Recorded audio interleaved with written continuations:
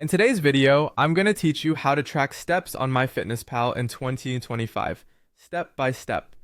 Whether you're a newcomer or a seasoned user aiming to get the most out of this app, these steps will guide you through enabling activity tracking efficiently and effectively. Let's begin by heading over to the Myfitnesspal website. Open your favorite web browser and enter the Myfitnesspal URL. Once there, you'll need to either sign up for a new account or log in if you're already a member. For those signing up, it's a straightforward process where you enter your email, choose a password, and verify your account. If you've forgotten your login details, there's a useful forgot password link to help you regain access quickly.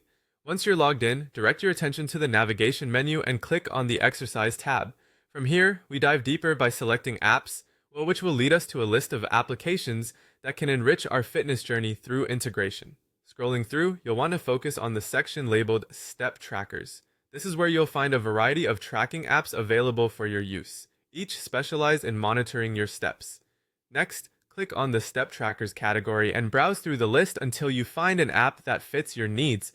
Popular choices typically include Fitbit, which elegantly syncs step data with Myfitnesspal. To proceed with Fitbit or any other tracker, simply install the application on your device if it's not already there. Installation guides are plentiful on the internet and usually involve heading to your device's app store, downloading the app, and following setup instructions.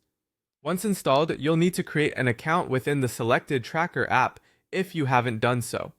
Follow the prompts to either sign in or register, completing any necessary setup procedures the app requires.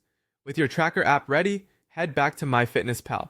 Click on the Steps option within the Myfitnesspal interface. This will bring up your connected apps, and you should see the tracker you chose listed there.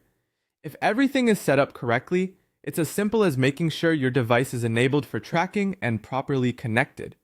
As data starts flowing from your tracker to Myfitnesspal, your daily steps will begin to sync. You can now view this information in your exercise diary.